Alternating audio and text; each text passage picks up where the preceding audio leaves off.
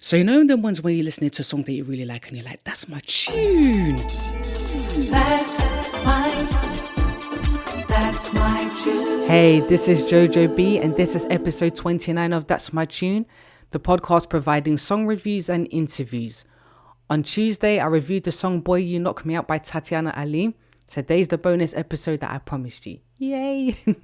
This episode is going to go in a slightly different direction. So it's still music, but I'll be interviewing an Academy Award, Emmy and Grammy nominee, composer and songwriter Shawn Patterson.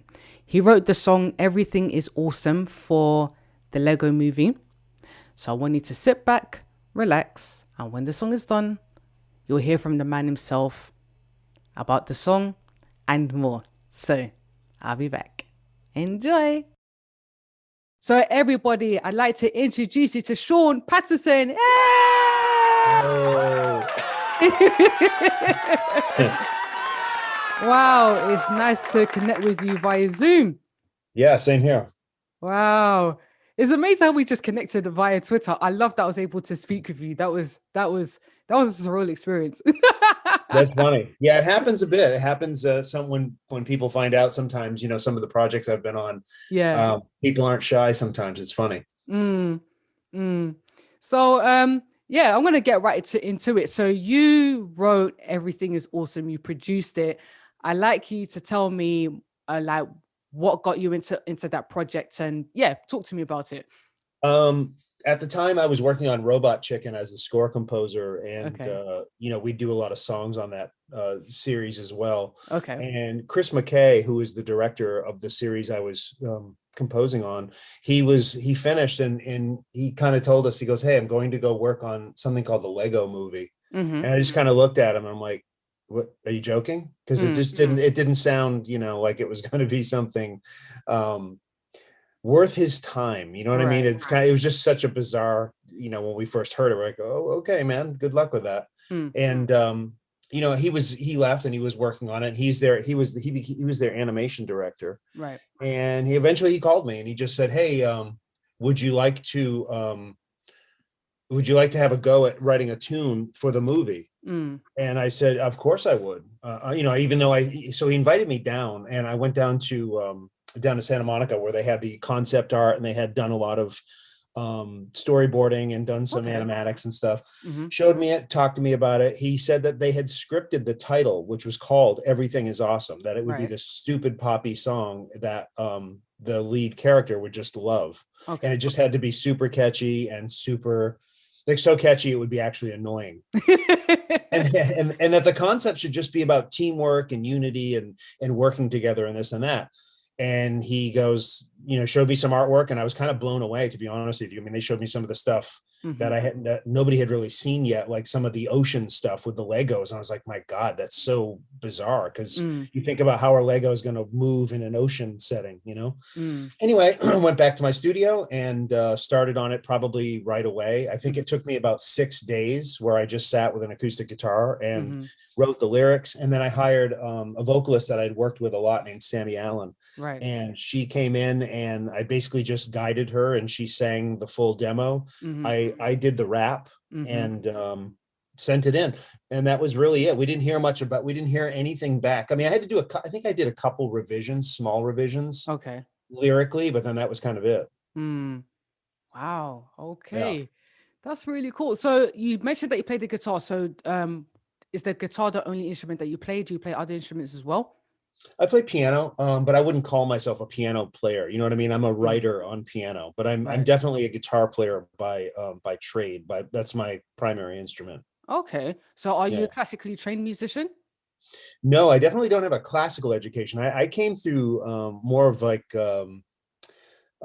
jazz and blues and soul and rock. And, I was big on I got into rock first, and then I started to kind of get bored with the vocabulary and the harmonic limitations. And I started to, my music teacher at the time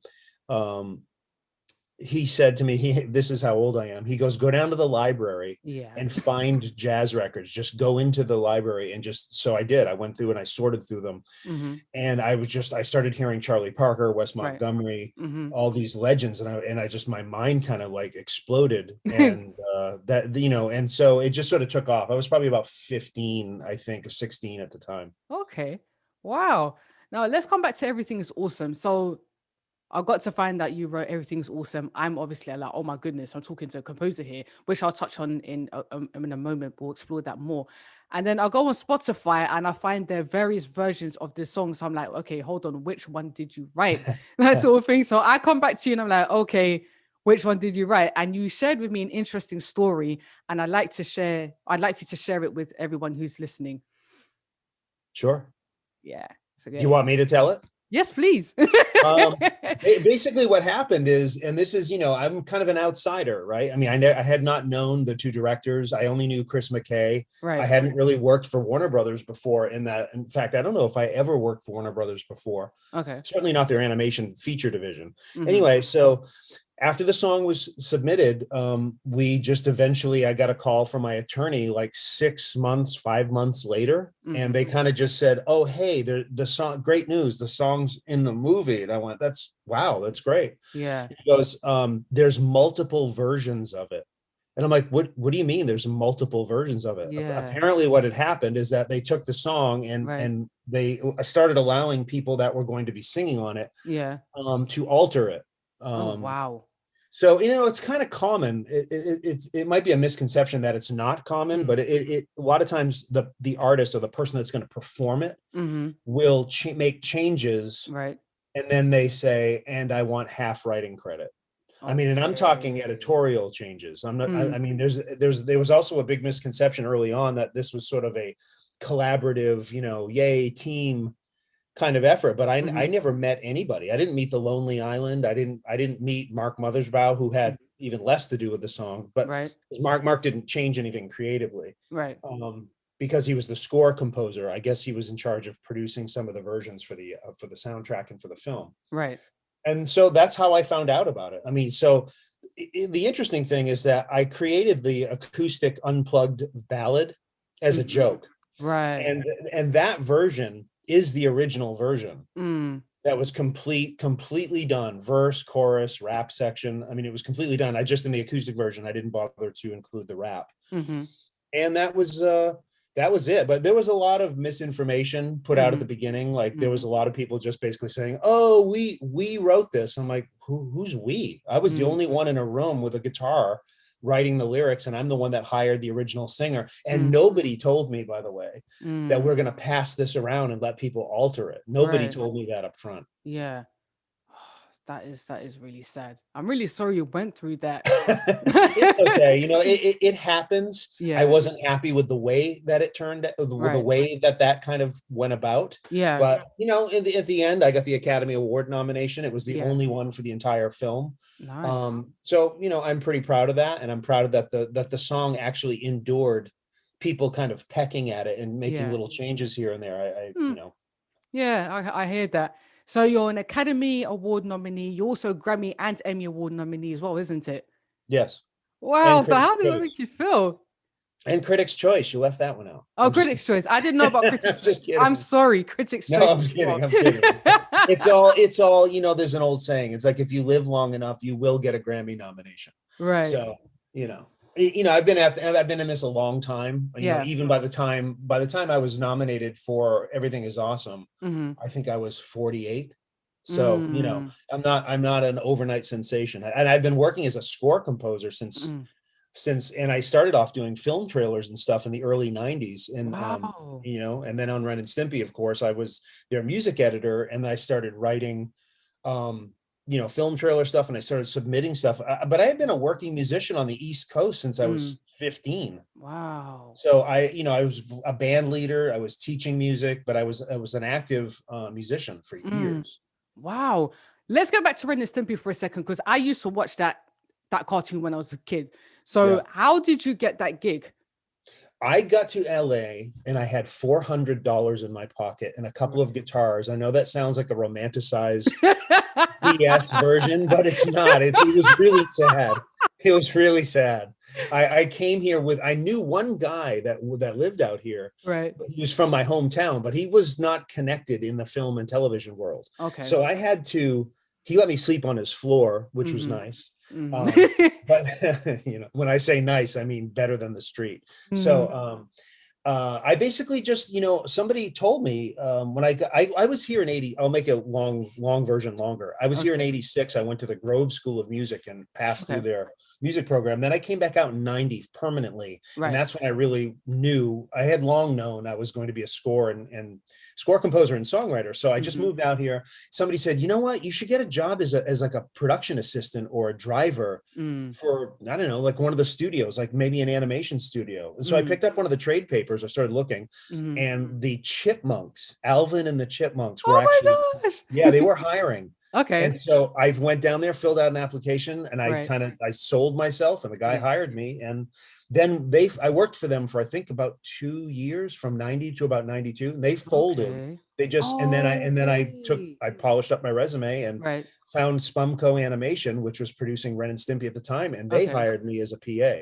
Wow. So that from there, but see, again, I had already sold, I had already sold a couple of film trailers. Like I wrote the music for a Robin Williams movie called The Fisher King. Okay. Just the film trailer, to be clear. Okay. You know what I mean? And I worked on Terminator 2. I worked on a bunch of stuff in the early to mid 90s while I was a driver and while I was like fetching people's lunches and buying pencils for the studio. It was a long journey, Wow. Alvin and the Chipmunks, that's another cartoon I used to watch as well. This is amazing. I love this conversation. So what made you know that, okay, I'm going to get into scoring and film composition? What piqued your interest into that side of music? Very, very early on, I'm Jurassic old. I saw Superman in the movie theaters, and I saw Star Wars in the movie theaters, the first one, episode 4. Okay. And I was just blown away by what John Williams had done. I had never heard anything like that before. When I grew up, I was growing up in central Massachusetts, where there was really no arts. Really, it was really a limited. It was kind of like a blue collar bar town, gas stations, liquor stores, that kind of thing. So we didn't have access to, if somebody even wanted to do that. And don't forget this, at this point, there were no computers. So now, I mean, you had to have learned how to orchestrate and how to arrange. And I was still a guitar player. I mean, I was a very young guitar player at that point, but I was just kind of getting into it. And so guitar for me was still kind of my thing. But I knew in my heart, somehow, some way, I wanted to write for story. And I didn't know how to get there. So I just kind of stayed playing guitar, playing live, and eventually just started writing.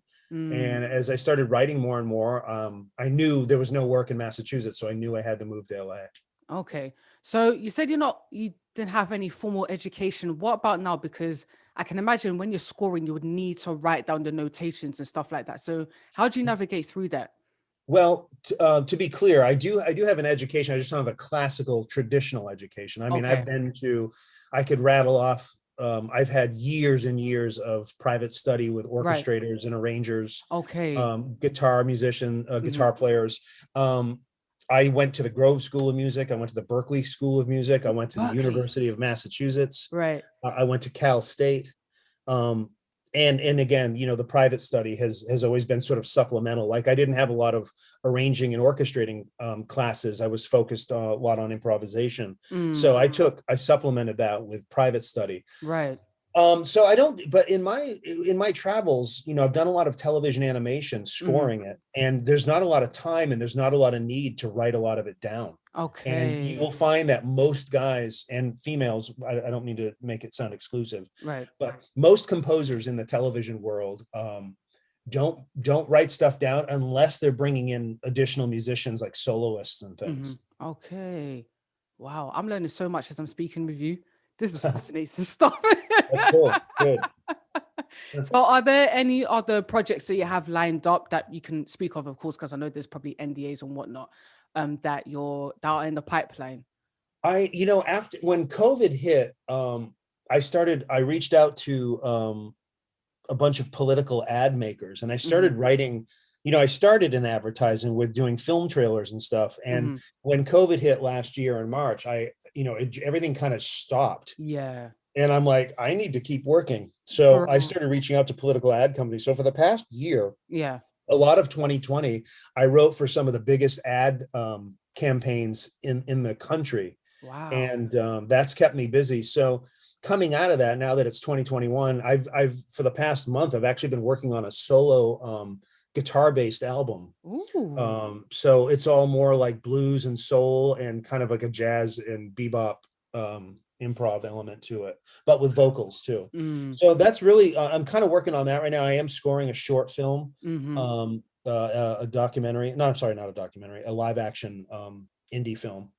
And a couple of things that are kind of pending, but nothing I can really get into too much. Yeah, that's more than understandable.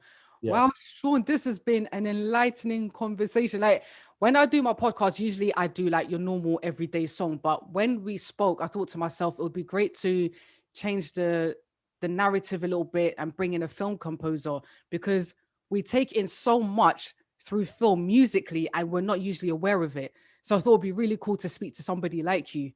That's a great idea. Yeah. Yeah, and I'm Great really, angle. really, I'm so happy that you were called to speak with me. I really am honored. Well, good. I'm glad. I'm glad we met up. Cool. So where can we find you on socials?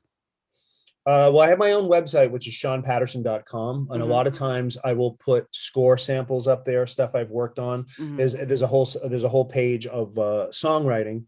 So I'm there. I'm on Instagram.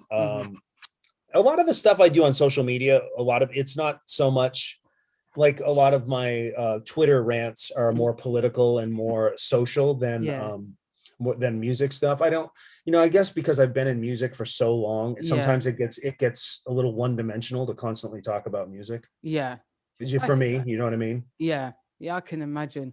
But Shawn, thank you so much for your time. And I guess we'll continue offline at some point. But it's been great speaking with you. Great here talking to you too. Appreciate it. Then. You have a great day, yeah? You too. All right, bye. Bye-bye. And that is the end of episode 29. Thank you so much, Shawn Patterson, for your time. It was great speaking with you. If you'd like to connect with me, you can on Twitter, Miss Jojo B, MZJOJOB.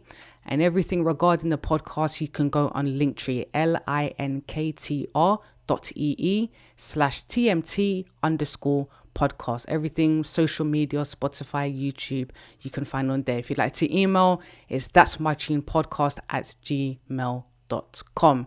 Like, share, subscribe, and I'll be back next Tuesday with another episode. Bye.